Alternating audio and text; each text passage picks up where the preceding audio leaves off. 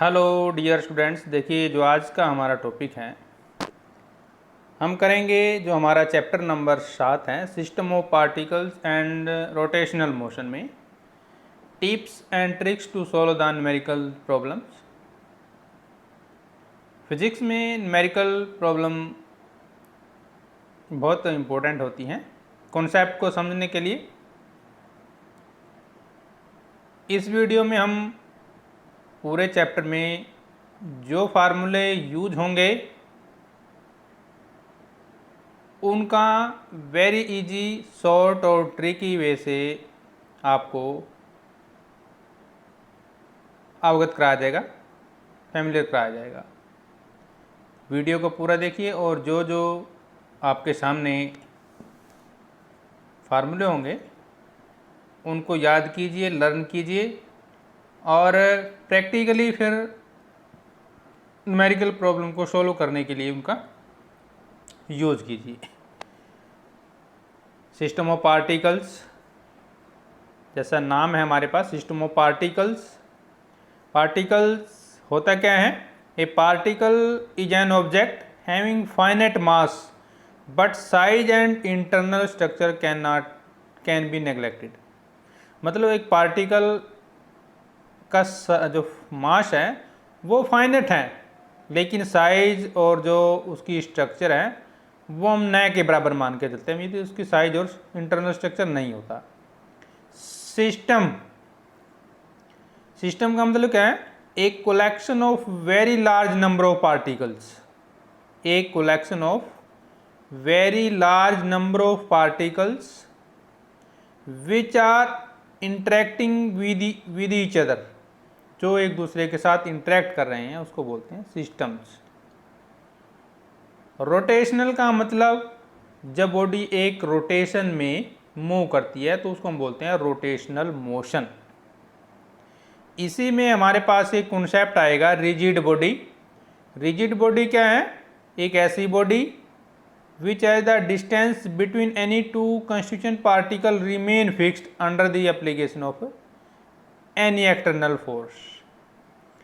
इसके बाद हमारे पास इसमें जो सबसे मेन पॉइंट है आप याद रखेंगे, सेंटर ऑफ मास क्या होता है। पहले उसकी आप डेफिनेशन देखिए। सेंटर ऑफ मास होता क्या है?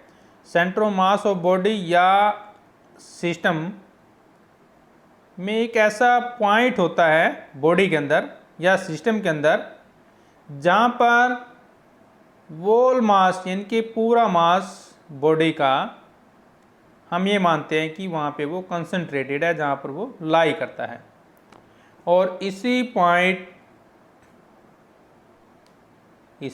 को हम क्या बोलते हैं? Like mass would possess the same type of translational motion as a whole system. फिर बात करेंगे हम centre of gravity. Centre of gravity of the body की जो डेफिनेशन है वो ये है, the point where whole weight of the body is supposed to be concentrated. देखिए नोट कीजिए, सेंटर ऑफ मास का मतलब क्या लेंगे? जहाँ पर पूरी बॉडी का मास कंसंट्रेटेड करता है, लाई करता है। और सेंटर ऑफ ग्रेविटी का मतलब जहाँ पर बॉडी का वेट कंसंट्रेटेड करता है उसको बोलते हैं हम सेंटर ऑफ ग्रेविटी। नोट कर लीजिए, centre of gravity. Center of mass of a system of two particles always lies between the two particles and on the line joining them। मतलब जैसे ये लाइन है हमारे पास कोई, तो ये इसी लाइन पर लाई करता है, जो ये लाइन होती है, और दोनों पॉइंट के बीच में होगा। अगर मान लो ये पॉइंट ए ले लेते हैं और ये पॉइंट बी ले लेते हैं, तो इन दोनों पॉइंट के बीच में वो लाई करता है। क्लियर है पॉइंट? तो ये होता है सेंटर ऑफ मास। दूसरा, centre of mass of body depend on the distribution of mass inside it. मान लो कोई बॉडी है हमारे पास, ये बॉडी है, तो जितना इसके अंदर जो डिस्ट्रीब्यूशन होगा पार्टिकल्स का, उसके ऊपर ये डिपेंड करता है, on the distribution of mass inside it. In fact there is nothing at the location of the centre of mass, it is just useful mathematical concept to simplify the study of motion of rigid body. वास्तव में है कुछ नहीं है centre of मास, ये सिर्फ हमारे दिमाग की एक कॉन्सेप्ट है ताकि हम एक बॉडी के मोशन के बारे में समझ के जान सके। Second, centre of mass of body has nothing to do with gravity. Gravity के साथ इसका कोई रिलेशन नहीं है। Basically centre of mass and the centre of gravity are two different concept. ये दोनों अलग अलग कॉन्सेप्ट होते हैं। A body centre of mass coincide with centre of gravity provided gravitational field all over the bodies is uniform. यदि gravitational force uniform है body के अंदर तो सेंटर ऑफ मास और सेंटर ऑफ ग्रेविटी एक ही होती है। Next, total mass of the system of the particles time the acceleration of its centre of mass is equal to the vector sum of the force acting on individual particle of the mass. तो पहले formula कर लेते हैं, फिर करेंगे हम इसके बारे में थोड़ी सी बात। देखिए, centre of mass in Cartesian coordinate, आपने देखिए जो डिस्टेंस फार्मूला है, डिस्टेंस फार्मूला पढ़ा होगा हमारे पास। देखिए ये डिस्टेंस फार्मूला है हमारे पास, पहले इसको करेंगे। Centre of mass of two particles के बारे में पढ़ेंगे पहले। आर का मतलब centre of mass, CM centre of mass. Two particle की जब हम बात करते हैं, दो पार्टिकल होते हैं, तो जैसे हम डिस्टेंस निकालते हैं दो पॉइंट के बीच में, जैसे मान लो हमारे पास ये पॉइंट है कोई बीच का पॉइंट, और यहाँ पे हम R1 और R2 ले लेते हैं, और ये डिस्टेंस हम दोनों का जो रेशो है M1 M2 ले लेते हैं। तो हम क्या करते हैं, M1 R1 plus M2 R2 divide by M1 plus M2। जब दो पार्टिकल की बात होती है तो सेंटर ऑफ मास हम इस तरह से निकालते हैं। अगर हमारे पास सिस्टम ऑफ एन पार्टिकल्स हैं तो ये ही फार्मूला जैसे 2 के लिए है, फिर 3 के लिए यदि होगा तो क्या होगा, M1 R1 plus M2 R2 plus M3 R3, इस तरह से चलता है। जैसे M1 R1 plus M2 R2 plus M3 R3 up to Mn Rn divide by total sum of the masses of the individual particle, यानी कि M1 plus M2 plus M3 plus Mn। If one particle of mass M1 of system of two particles lies at origin, जब बात हम origin की कर लेते हैं, then there particle of mass M2 is at a distance R from the origin. x से क्या लेंगे, क्योंकि यदि हम डिस्टेंस ओरिजिन से ले लेते हैं तो M1 0 आ जाएगा साथ में, M2 R से M2 और M1 प्लस M2, तो M2 R divide by M1 plus M2 हो जाएगा। और जब हमें वेलोसिटी ऑफ टू पार्टिकल्स निकालनी है तो वेलोसिटी क्या होगी हमारे पास, वही सेम जैसे हमने ऊपर वाले में किया है। ये पोजीशन वेक्टर के स्थान पे हम R ले रहे थे ना, तो यहाँ पर अब हमारे पास क्या आ जाएगी, वेलोसिटी आ जाएगी। तो M1 V1 plus M2 V2 divide by M1 plus M2, ये हो जाएगा velocity of centre of mass of two particles. कहने का मतलब क्या है, the algebraic sum of the moment of the mass of various particles of the system about its center of mass is 0 for the continuous distribution of mass। अगर हमारे पास continuous distribution है, जैसे कि हमारे पास फिगर में दिखाया गया है, R1 M1 और R2 M2 R3 M3 और अप टू एंड तक दिखाया गया एक्स एक्सिस एक्सिस में, तो सेंटर ऑफ मास जो हमारे पास क्या बनता है देखिए, तो फिर हम इंटीग्रेशन में लेकर सकते हैं 1/m integration of vector R into DM, ठीक है ना। तो ये है हमारे पास सेंटर ऑफ मास के कुछ फार्मूले। अब centre of mass in terms of Cartesian coordinate की जब हम बात करेंगे, फार्मूला हमारे पास देखिए वही है nth टर्म के लिए, M1 x1 plus M2 x2 plus Mn xn। कई बार हम x1 ले रहे हैं तो कई बार R1 ले रहे हैं, वहाँ पे एक ही बात है ये। तो जब कार्टेशियन कोऑर्डिनेट की जब बात आती है तो हमारे पास नंबर ऑफ टर्म्स कितनी हैं, n टर्म्स हैं। तो मैथमेटिकली जब हम इसका सम निकालते हैं, जैसे हमें ये करना है 1 प्लस 2 प्लस 3 प्लस 4 प्लस 5, ऐसे हम यदि निकालेंगे तो हम इसको सुमेशन में लेके चलते हैं। ऐसे ये सुमेशन का फार्मूला होता है। सुमेशन का मतलब सम, सुमेशन का मतलब सम किसका, इन सभी का सम। तो उसके लिए फार्मूला क्या है, MI/XI, जहाँ पर MI/XI यानी कि I की वैल्यू 1 to n वेरी कर रही है। I किसके बराबर है, 1 to n। कहने का मतलब यदि हम मान लो I के स्थान पे 1 ले लें, ठीक है, और तो हमारे पास देखिए 1 लेंगे तो M1 x1 हो जाएगा यही। अगर हम 2 लेते हैं तो यही हमारे पास क्या हो जाएगा, M2 x2 हो जाएगा। और इसी को यदि हम I के स्थान पे 3 ले लेते हैं तो m3x3 हो जाएगा, और जब i के स्थान पे n ले लेते हो mnxn हो जाएगा। और m क्या है, ये इन सभी का सम, ये इसके बराबर होता है। तो ये लेते हैं हम, देखिए 1 आ गया हमारे पास, m कॉमन आ गया बाहर, और इंटू एक्स डी एम, ये इसके नाम का आ गया। इसका जब हम इंटीग्रेशन करते हैं तो ये इसके इक्वलेंट में बताते हैं। ये तो हो गया हमारे पास x कोऑर्डिनेट के लिए। सिमिलरली y कोऑर्डिनेट में निकालना है तो x के स्थान पे y आ जाएगा हमारे पास, ये देखिए y1 y2 yn, सेम वही रहेगा mi yi, फिर वही 1/m ydm आ जाएगा y कोऑर्डिनेट में। जब z कोऑर्डिनेट की बात करेंगे तो फिर z1 z2 zn आ जाएगा, और यहाँ पे वही zi आ जाएगा, और यहाँ पे क्या आ जाएगा zdm। तो ये है हमारे पास सिस्टम ऑफ पार्टिकल्स के लिए जब हम बात करते हैं कार्टेशियन कोऑर्डिनेट की बात करते हैं। क्लियर है पॉइंट। अब चलते हैं नेक्स्ट जो फार्मूला है हमारे पास, acceleration of centre of mass of two particles, वही जैसे हमने डिस्टेंस के लिए लिया था। तो अब फिर वेलोसिटी के लिए हमारे पास क्या था, m1 v1 था ना। अब एक्सेलेरेशन के लिए वहाँ पे v1 के स्थान पे a1 आ जाएगा, देखिए a1 a2 आ गया, सेम वही फार्मूला हमारे पास। जब नंबर ऑफ पार्टिकल्स m होते हैं तो फिर क्या हो जाएगा, ये हो जाएगा वही हमारे पास जैसे हमने ये निकाला, देखिए ध्यान से, ये फार्मूला बना था हमारे पास, ये देखिए ये,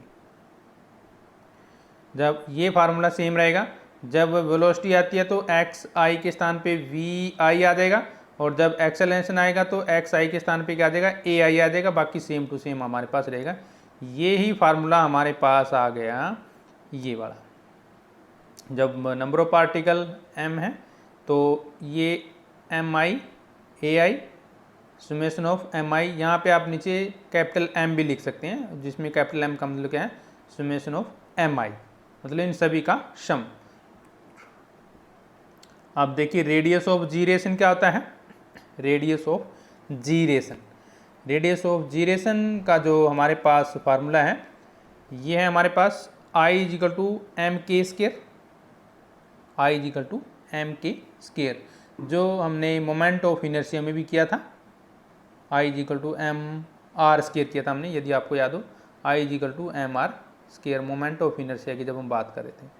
तो रेडियस ऑफ जीरेशन में I equal to M K square, और इसकी डेफिनेशन क्या है, if the distance of A point from the axis of rotation eight which the whole mass of the body is supposed to be concentrated, its moment of inertia about the axis of rotation will be same as determined by actual distribution of mass of the body।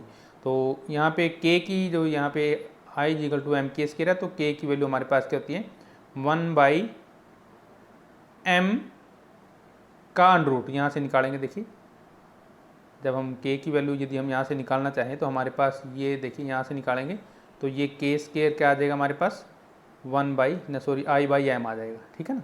और जब under मिलेंगे तो ये under हो जाएगा और ये square cut जाएगा, तो ये यहाँ से आ गया हमारे पास। और देखिए m क्या है हमारे पास, वही लेंगे सेम, MI/RI का स्केयर डिवाइड बाई MI, ठीक है ना। तो क्योंकि ये I हमारे पास क्या होता है, MR स्केयर, यदि आपको याद हो मोमेंट ऑफ इनर्शिया क्या होता है, MR स्केयर, तो ये I के स्थान पे क्या गया, MI/RI का स्केयर, और M क्या गया, सुमेशन ऑफ MI। तो ये फार्मूला यूज़ करेंगे रेडियस ऑफ जीरेशन निकालने के लिए, where M equal to MI, the position of the centre of mass remain unchanged in pure rotational motion but it change with time in translatory motion or rolling motion। Next point, position of centre of मास, देखिए एक हमारे पास एक और formula है इसके लिए, radius of gyration का जब हम बात करते हैं, k इजिकल टू, अगर आप इसको लिखना चाहिए तो इस तरह से भी लिख सकते हैं, r1 का स्केयर प्लस r2 का स्केयर अप टू rn का स्केयर, ठीक है, डिवाइड बाई n आ जाएगा, सारे का अंडर रहेगा ये, ठीक है। तो ये आ जाता है हमारे पास, दोबारा नोट कर लीजिए, हम इसको यूज़ करेंगे ऐसे, k इजिकल टू r1 का स्केयर प्लस r2 का स्केयर अप टू rn का स्केयर डिवाइड बाई कितना आ जाएगा हमारे पास, n। तो ये हो गया हमारे पास रेडियस ऑफ जीरेशन के लिए फार्मूला, जहाँ पर r1 r2 और rn be the distance of particles constituting the body and n is the total number of the particles of the body। Next point note के लिए जो इंपॉर्टेंट पॉइंट है जो एग्जाम में मोस्टली आते हैं, position of the centre of mass of a body is independent of the choice of the coordinate system, वो coordinate system पर डिपेंड नहीं करती। Clear point. If we take the centre of mass at origin then the sum of the moment of the masses of at of the system about origin क्या रहेगा, उसको हम zero मानेंगे। तो in pure rotatory motion the axis of rotation passes through the centre of मास, एक number में आ जाते हैं, बिल्कुल याद कर लीजिए। In pure rotatory motion the axis of rotation passes through the centre of mass.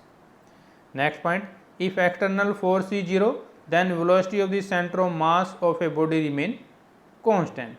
Next point, centre of mass and centre of gravity of a body coincide, दोनों same हो जाएंगे if the value of G is same throughout the dimension of the body. यदि जी की value change नहीं होती तो centre of मास और centre of gravity same रहेंगे। ठीक है। Next point, in kinematics and dynamics whole of the mass of the body can be assumed to be concentrated at the centre of mass, उसके ऊपर हम मानकर चलते हैं। अब बात करते हैं टॉर्क की। जो टॉर्क क्या होता है हमारे पास, टॉर्क मैथमेटिकली हमारे पास क्या होता है, आर क्रॉस एफ, ये फार्मूला है mathematically, torque equal to R cross F, यानी कि टॉर्क किसके बराबर हो गया, force into momentum arm, moment arm भी बोलते हैं जिसको। टॉर्क क्या हो जाएगा, फोर्स इनटू मोमेंट आर्म, यानी कि R cross F, R cross F. Torque देखिए एक वेक्टर क्वांटिटी होती है और यूनिट इसकी क्या होती है, न्यूटन मीटर होती है टॉर्क की। जो फोर्स की यूनिट है वही टॉर्क की यूनिट है, सेम। टॉर्क का मतलब turning effect of the force is the product of the force acting on the body and perpendicular distance of the line of the action of the force from the axis of rotation। इसके बाद देखिए हमारे पास जब हम cross product को split करते हैं, तोड़ते हैं, तो ये हो जाता है हमारे पास R F sine theta. Cross जब हम खत्म करते हैं तो ये साइन थीटा में आ जाता है क्योंकि हम परपेंडिकुलर लेकर चल रहे हैं। Where theta is the angle between and its SI unit क्या है, न्यूटन मीटर। अब करते हैं एंगुलर मोमेंटम क्या होता है। Angular momentum of A system of particles of the axis of rotation is the product of linear momentum, product of the linear momentum and product of the linear momentum of the particles and perpendicular distance of the particles from the axis of rotation. यानी कि angular momentum L किसके बराबर होता है हमारे पास, linear momentum यानी कि P into में R perpendicular distance from the axis of rotation, यानी कि L is equal to R cross P. Without vector हमारे पास क्या हो जाएगा, R is equal to R P sine theta. Theta is the angle between R and F. अब बात करते हैं एंगुलर इम्पल्स का फार्मूला। देखिए जे से हम इसको डिनोट करते हैं, एंगुलर इम्पल्स को जे से हम डिनोट करते हैं एंगुलर इम्पल्स को। फार्मूला क्या है, torque into D T time T1 से T2 तक, यानी कि L2 minus L1, L2 minus L1। ठीक है, ये हमारे पास नेक्स्ट पॉइंट देखिए, comparison of linear motion and rotational motion, इन दोनों में क्या डिफरेंस है। बहुत इंपॉर्टेंट पॉइंट है, नोट कर लीजिए। लीनियर मोशन में मास m लेते हैं और रोटेशनल मोशन में मोमेंट ऑफ इनर्शिया I लेते हैं। मास के स्थान पे I आ गया, मोमेंट ऑफ इनर्शिया I। इसमें डिस्प्लेसमेंट s होगा क्योंकि लीनियर है, और इसमें डिस्प्लेसमेंट क्या हो जाएगा, थीटा, क्योंकि वो किसी एंगल से मूव करता है। Clear point. इसमें एक्सेलेरेशन को a लेते हैं, इसमें एक्सेलेरेशन को ओमेगा लेंगे और बोलेंगे एंगुलर वेलोसिटी, सॉरी ओमेगा आ जाएगी और यहाँ पे v आ जाएगी। एक्सेलेरेशन करेंगे तो a और एंगुलर एक्सेलेरेशन करेंगे तो अल्फा। ठीक है। Linear momentum p is equal to M V, mass into velocity, और एंगुलर मोमेंटम आई ओमेगा, यानी कि वही देखिए अभी ने पहले पॉइंट में किया था, मास के स्थान पे आई आ रहा है तो यहाँ पे m ले रहे हैं, यहाँ पे i, तो इसका सिंबल p, इसका l और i ओमेगा हो जाएगा। फोर्स मास इंटू एक्सेलेरेशन हो गया, मास इंटू एक्सेलेरेशन हो जाएगा। और जब हम इसकी बात करते हैं तो वहाँ पे टॉर्क बन जाता है फोर्स, क्योंकि फोर्स क्या होता है, एक टर्निंग इफेक्ट होता है। तो टॉर्क में क्या आएगा, आई अल्फा, आई के मतलब आई इजिकल टू एम लेके चल रहे हैं, नोट कर लीजिए। ये रोटेशनल मोशन की बात करते हैं। फोर्स क्या, rate of change of momentum यानी कि D P by D T. तो यहाँ पे क्या है हमारे पास, एंगुलर मोमेंटम एल है, तो D L by D T हो जाएगा। Impulse force into T, F into T आ गया, और टी हमारे पास वी माइनस यू आ गया। और यहाँ पे वही टॉर्क एफ टी के स्थान पे टॉर्क टी आ जाएगा, और आई आ गया एम के स्थान पे, और वी के स्थान पे ओमेगा, और वी यू के स्थान पे ओमेगा नॉट। ठीक है, अब नेक्स्ट पॉइंट देखिए, work done, force into distance होता है, यहाँ पे टॉर्क इंटू थीटा, क्योंकि थीटा यहाँ पे एंगुलर डिस्टेंस चलेगी। Work done W, torque into theta. Force देखिए, फोर्स और टॉर्क इक्विवेलेंट लेके चल रहे हैं, ये लीनियर में आएगा और ये रोटेशनल में आता है। काइनेटिक एनर्जी ऑफ रोटेशन हमारे पास क्या रहेगी, हाफ एम वी स्क्वायर। लेकिन यहाँ पे क्या आ जाता है, एम के स्थान पे हम क्या ले रहे हैं, आई, मोमेंट ऑफ इनर्शिया, तो ये आई आ जाएगा, और वी के स्थान पे क्या ले रहे हैं, ओमेगा। तो क्या बनेगा, half I omega square. Power देखिए हम क्या लेते हैं, एफ वी, लेकिन जब रोटेशनल मोशन में है तो एफ के स्थान पे हम क्या ले रहे हैं, टॉर्क ले रहे हैं, और वी के स्थान पे क्या ले रहे हैं, ओमेगा। तो इसका मतलब पी इजिकल टू क्या हो गया, torque omega. V equal to U plus A T, V हम लेते हैं ओमेगा, और यू क्या लेते हैं, ओमेगा नॉट, ए क्या लेते हैं, अल्फा, और टी का टी रहता है। तो ये हमारे पास बन गया फिर क्वेश्चन नंबर 12, पॉइंट नंबर 12 पे देखिए जी, ये बन गया। S equal to U T plus half A T square. S यहाँ पे हम थीटा लेते हैं एंगुलर में, यू हमने अभी लिया ओमेगा नॉट लेते हैं, और टी तो टी रहता है, ए हम लेते हैं अल्फ़ा, और टी, तो ये बन गया हमारे पास। थर्ड जो हमारी, ये हमारी तीनों इक्वेशन ऑफ मोशन कहलाती हैं। ये आ गई लीनियर में, और ये रोटेशनल में आ जाएगी, एंगुलर में। ठीक है, 2as, एस के स्थान पे थीटा, और ए के स्थान पे alpha, V square omega square, U square omega nought के स्क्र, मतलब इनिशियल और फाइनल की बात आई। आप करते हैं थ्योरम ऑफ परपेंडिकुलर एक्सिस और थ्योरम ऑफ हमारे पास parallel axis. Theorem of parallel axis और थ्योरम ऑफ परपेंडिकुलर एक्सिस, बिल्कुल सिंपल है ये भी हमारे पास। थ्योरम ऑफ पैरेलल, तो डेफिनेशन क्या होती है थ्योरम ऑफ परपेंडिकुलर एक्सिस की, it state that the moment of inertia of a plane lamina about an axis perpendicular to the plane of lamina is equal to the sum of the moment of inertia of lamina about two mutually perpendicular axes both lying in the same plane and intersecting each other at the point where the perpendicular axis lie करती है। तो mathematically हमारे पास ये formula होता है, L Z लेते हैं तो L X plus L Y होगा। ठीक है, और यदि हम L X plus L Y लेते हैं तो सुमेशन ऑफ एम वाई का square, summation of M X का स्क्वायर, यानी कि सुमेशन ऑफ एम आर का स्क्वायर। वेयर जब हमारे पास आई जेड क्या है, moment of inertia of lamina about Z axis. यदि हम आई जेड की बात करते हैं तो moment of inertia about Z axis, X की बात करते हैं moment of inertia about X axis, L की बात करते हैं moment of inertia about Y axis. Theorem of parallel axis भी सेम हमारे पास।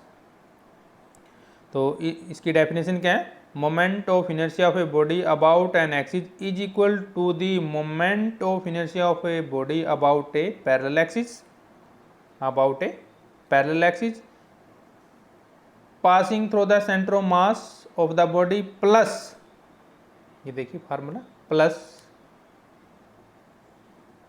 Product of the mass of the body m and square of the perpendicular distance r square, distance between two parallel axis, यानी कि I क्या होता है हमारे पास, I C M centre of mass plus में M R square. Law of conservation of angular momentum की जब हम बात करते हैं तो फिर वो हमारे पास क्या होता है, I is equal to summation of I, यानी कि I1 plus I2 plus I3 up to IN, और I किसके बराबर होता है, एम आर स्क्वायर। I किसके बराबर होता है, एम आर स्क्वायर। तो इसका मतलब m1 r1 का स्क्वायर, m2 r2 का स्क्वायर, mn rn का square. Work energy theorem rotational motion में W इज इक्वल टू क्या होती है, θ1 से θ2 टॉर्क इंटू डी थीटा। अब टॉर्क क्या होता है हमारे पास, आई ओमेगा, तो ये हमारे पास आ जाएगा इस तरह से, या हम इस तरह से भी इसको लिख सकते हैं, वह half I omega square omega 2 का square minus half I omega 1 का स्क्वायर, जहाँ पर हमारे पास where the angular velocity of the change from omega 1 to omega 2 as the angular displacement change from θ1 से θ2 due to external force on the body. देखिए जब body कोई roll करती है without slipping on the inclined plane, ये हमारे पास देखिए एक इंक्लाइंड प्लेन है किसी थीटा एंगल पर, तो दो कंपोनेंट में हम इसको रिजोल्व करेंगे।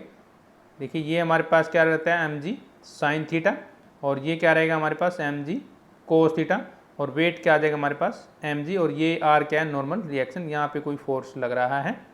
तो इसके लिए हमारे पास फार्मूला क्या होगा, mg साइन थीटा किसके बराबर होता है, mg साइन थीटा, m ऐसे कैसे, और फिर हमारे पास g साइन थीटा की जब हम सॉल्यूशन लेते हैं तो ये वैल्यू आती है हमारे पास, यहाँ से a निकालते हैं तो a क्या आएगा, g sine theta divide by 1 plus K square divide by R square, ये फार्मूला आ जाता है। और जब हम स्टार्टिंग फ्रॉम रेस्ट की बात करते हैं, बॉडी जब रेस्ट से शुरू होती है तो ग्रेविटेशनल पोटेंशियल एनर्जी किसके बराबर होती है, इनके mgh किसके बराबर होती है, half mv square plus half I omega square, मतलब दोनों का कम्बिनेशन, ट्रांसलेशन काइनेटिक एनर्जी और rotational kinetic energy.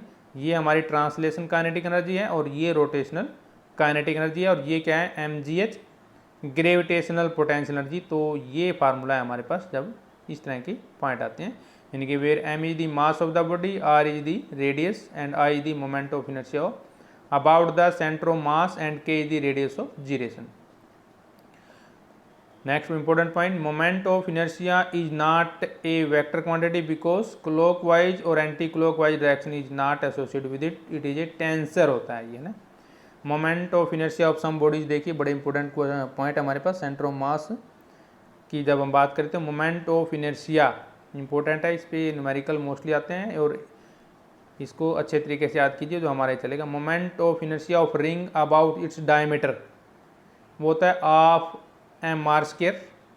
Moment of inertia of ring about tangent plane 3/2 mr square, 3/2 mr square, ठीक है ना। इनके circular ring of radius R tangent.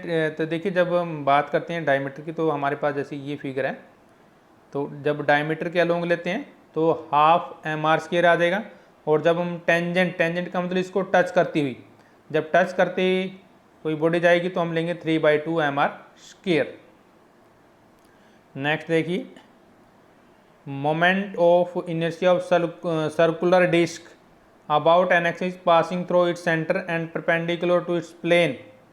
देखिए हमारे पास जैसे ये है और ये सेंटर से जब पास करता है और परपेंडिकुलर होगा तो फिर क्या रहेगा हमारे पास, हाफ mr स्क्वायर। और सर्कुलर डिस्क, और अगर हम डायमीटर के अलोंग लेंगे, डायमीटर के अलोंग, तो हम लेंगे हाफ, मतलब सॉरी 1/4 mr स्क्वायर, ये हो जाएगा हमारे पास डायमीटर के अलोंग।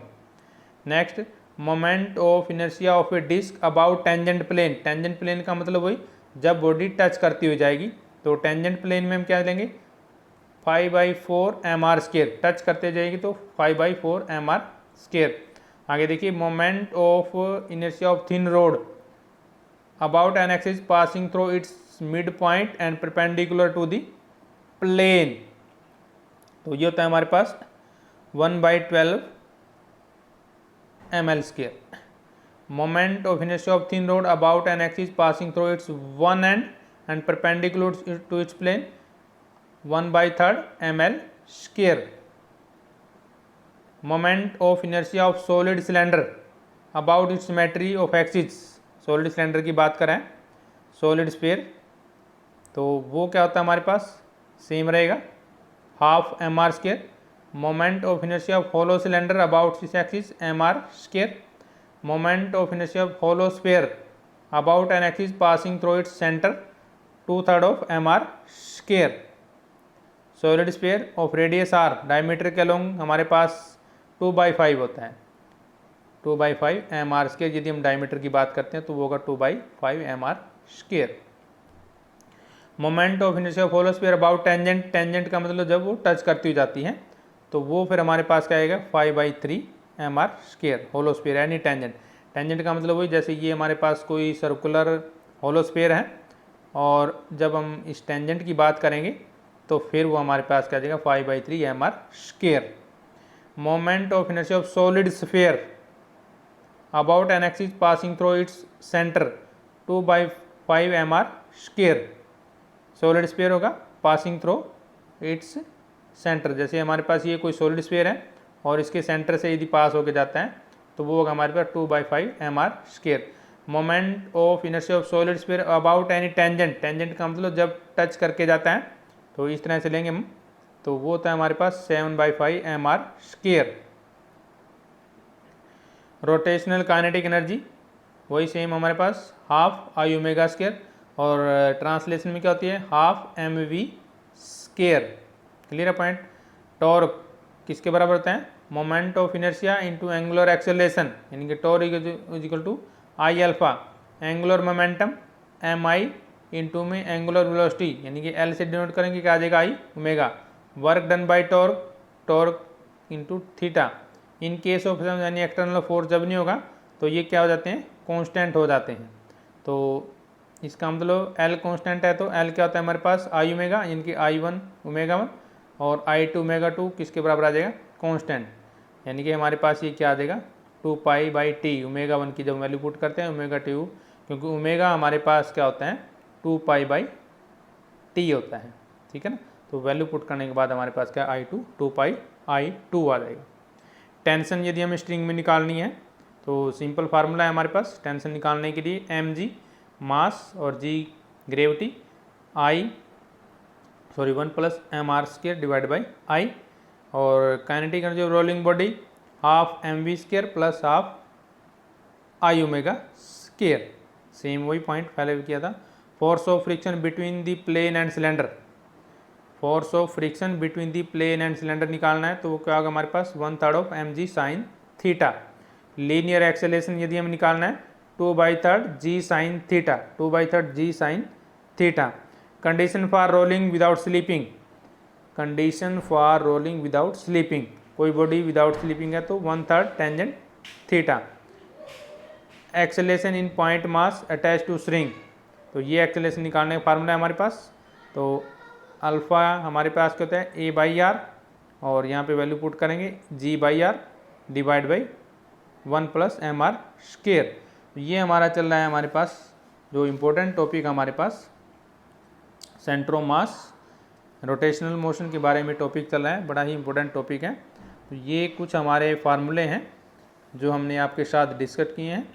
इसके बाद हम जो हमारी इम्पोर्टेंट न्यूमेरिकल्स हैं और मल्टीपल चॉइस क्वेश्चन हैं उनके बारे में डिस्कस करेंगे। तो वीडियो को आपने देखा, थैंक यू, और जल्दी नए वीडियो के साथ हाजिर होंगे, तब तक लेते हैं आपसे इजाज़त। जय हिंद।